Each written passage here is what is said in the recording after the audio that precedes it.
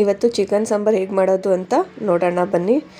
ಇದು ಮಾಡಲು ಸುಲಭ, ತುಂಬ ಟೇಸ್ಟಿಯಾಗೂ ಇರುತ್ತೆ. ಈ ಥರನೂ ಒಂದು ಸತಿ ಟ್ರೈ ಮಾಡಿ ನೋಡಿ, ಬೇಗನೂ ಆಗುತ್ತೆ. ನಾನು ಆಲ್ರೆಡಿ ಚಿಕನ್ನ ತೊಳೆದು ಎತ್ತಿಕೊಂಡಿದ್ದೀನಿ. ಇದನ್ನು ಒಂದು ಸೈಡ್ಗೆ ಇಟ್ಕೊಳ್ಳೋಣ. ಈಗ ಒಂದು ಮಿಕ್ಸಿ ಜಾರ್ಗೆ ಅರ್ಧ ಕಪ್ಪಷ್ಟು ತೆಂಗಿನಕಾಯಿನ ಸೇರಿಸ್ಕೊತಾ ಇದ್ದೀನಿ. ಹಾಗೆ ಒಂದು ಗಡ್ಡೆ ಬೆಳ್ಳುಳ್ಳಿನ ಸೇರಿಸ್ಕೊತಾ ಇದ್ದೀನಿ. ಇದಕ್ಕೇ ಹುರ್ಗಡ್ಲೆನ ಸೇರಿಸ್ಕೊತಾ ಇದ್ದೀನಿ 2 ಸ್ಪೂನು. ಸ್ವಲ್ಪ ಪುದೀನನ್ನು ಸೇರಿಸ್ಕೊತಾ ಇದ್ದೀನಿ. ಹಾಗೆ ಸ್ವಲ್ಪ ಕೊತ್ತಂಬರಿನೂ ಸೇರಿಸ್ಕೊತಾ ಇದ್ದೀನಿ. ನಾನಿಲ್ಲಿ 2 ಮೆಣಸಿನ್ಕಾಯಿನ ಸೇರಿಸ್ಕೊತಾ ಇದ್ದೀನಿ. ಹಾಗೆ 2 ಇಂಚಷ್ಟು ಶುಂಠಿನೂ ಸೇರಿಸ್ಕೊತಾ ಇದ್ದೀನಿ.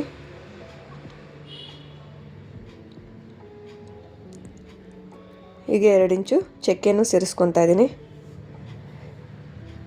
4 ಲವಂಗನ ಹಾಕ್ಕೊತಾ ಇದ್ದೀನಿ. ಹಾಗೆ 1 ಏಲಕ್ಕಿನೂ ಸೇರಿಸ್ಕೊತಾ ಇದ್ದೀನಿ. ಇದನ್ನೆಲ್ಲ ನೈಸಾಗಿ ರುಬ್ಕೊಬರೋಣ. ನೋಡಿ, ಇಷ್ಟಾದರೆ ಸಾಕಾಗತ್ತೆ. ನೋಡಿ, ಈ ರೀತಿ ಪೇಸ್ಟ್ ಥರ ರುಬ್ಕೊಬರಬೇಕು. ನಾನು ಆಲ್ರೆಡಿ ಒಂದು ಪಾತ್ರೆನ ಕಾಯಕ್ಕೆ ಇಟ್ಕೊಂಡಿದ್ದೆ. ಅದಕ್ಕೇ 1-2 ಸ್ಪೂನು ಎಣ್ಣೆನ ಸೇರಿಸ್ಕೊತಾ ಇದ್ದೀನಿ. ಎಣ್ಣೆ ಕಾದ್ಮೇಲೆ 1 ಈರುಳ್ಳಿನ ಕಟ್ ಮಾಡಿ ಇಟ್ಕೊಂಡಿದ್ದೆ, ಅದನ್ನು ಸೇರಿಸ್ಕೊತಾ ಇದ್ದೀನಿ. ಈರುಳ್ಳಿನ ಚೆನ್ನಾಗಿ ಫ್ರೈ ಮಾಡ್ಕೋಬೇಕು. ಈರುಳ್ಳಿ ಚೆನ್ನಾಗಿ ಫ್ರೈ ಆದ್ರೇ ಗ್ರೇವಿ ಟೇಸ್ಟಿಯಾಗಿ ಬರೋದು. ಅದಕ್ಕೆ ಈರುಳ್ಳಿನ ಚೆನ್ನಾಗಿ ಗೋಲ್ಡನ್ ಬ್ರೌನ್ ಬರೋ ಗಂಟ ಹುರ್ಕೋಬೇಕು. ಈಗ ಇದಕ್ಕೇ ಕರಿಬೇವು ಸೇರಿಸ್ಕೊತಾ ಇದ್ದೀನಿ. ಈಗೆಲ್ಲ ಒಂದು ಸತಿ ಮಿಕ್ಸ್ ಮಾಡ್ಕೊಳ್ಳೋಣ. ಈರುಳ್ಳಿನ ಬೇಯಬೇಕು. ನೋಡಿ, ಕಲರ್ ಚೇಂಜ್ ಆಗಿದೆ. ಇಷ್ಟು ಬೆಂದರೆ ಸಾಕಾಗತ್ತೆ. ಈ ಟೈಮಲ್ಲಿ ನಾನು 2 ಟೊಮೊಟೊನ ಕಟ್ ಮಾಡಿ ಇಟ್ಕೊಂಡಿದ್ದೆ, ಚಿಕ್ಕದು.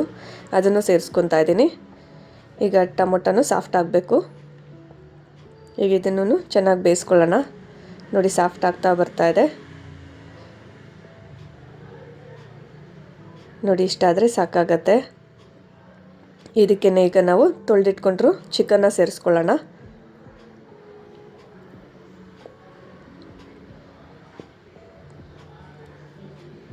ಇದಕ್ಕೇ ನಾನೀಗ ರುಚಿಗೆ ತಕ್ಕಷ್ಟು ಉಪ್ಪನ್ನು ಸೇರಿಸ್ಕೊತಾ ಇದ್ದೀನಿ.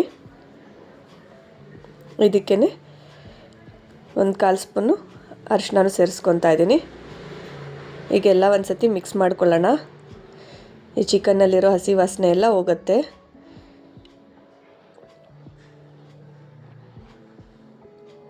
ನಾವಿದು 1 ನಿಮಿಷಗಳ ಕಾಲ ಮುಚ್ಚಿ ಬೇಯಿಸ್ಕೊಳ್ಳೋಣ. ನೋಡಿ, ಅದರಲ್ಲಿರೋ ನೀರೆಲ್ಲ ಬಿಟ್ಕೊಂಡಿದೆ. ಈಗ ಒಂದು ಸತಿ ಎಲ್ಲ ಮಿಕ್ಸ್ ಮಾಡ್ಕೊಳ್ಳೋಣ.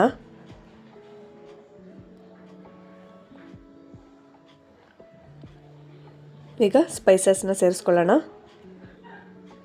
ಧನಿಯಾ ಪುಡಿನ ಸೇರಿಸ್ಕೊತಾ ಇದ್ದೀನಿ 2 ಸ್ಪೂನು.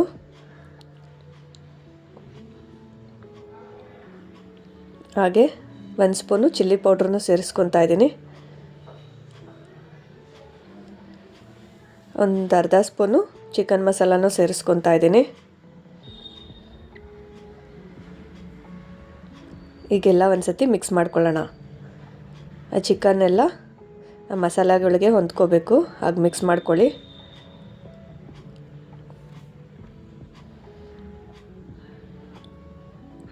ನೋಡಿ, ಈಗೆಲ್ಲ ಮಿಕ್ಸ್ ಮಾಡ್ಕೊತಾ ಇದ್ದೀನಿ. ಹಾಗೆ ಮುಚ್ಚಿ 2 ನಿಮಿಷಗಳ ಕಾಲ ಬೇಯಿಸ್ಕೊಳ್ಳೋಣ. ನೋಡಿ, 2 ನಿಮಿಷ ಆಗಿದೆ. ಈಗ ತೆಗೆದು ಒಂದು ಸತಿ ಮಿಕ್ಸ್ ಮಾಡ್ಕೊತಾ ಇದ್ದೀನಿ.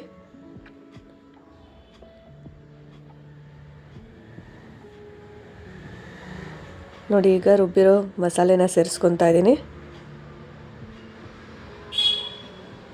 ಹಾಗೆ ಆ ಜಾರ್ಗೆ ಒಂದು ಸ್ವಲ್ಪ ನೀರು ಹಾಕಿ ಉಳಿದಿರೋ ಮಸಾಲೆನೆಲ್ಲ ಸೇರಿಸ್ಕೊತಾ ಇದ್ದೀನಿ. ಸ್ವಲ್ಪ ಹಾಕ್ಕೊಳ್ಳಿ, ಜಾಸ್ತಿ ಹಾಕ್ಕೊಳ್ಳೋಕೆ ಹೋಗಬೇಡಿ.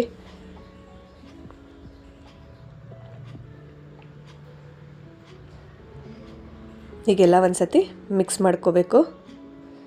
ನಿಮಗೆ ಗಟ್ಟಿ ಬೇಕಾದರೆ ಗಟ್ಟಿಗೆ ಇರಲಿ.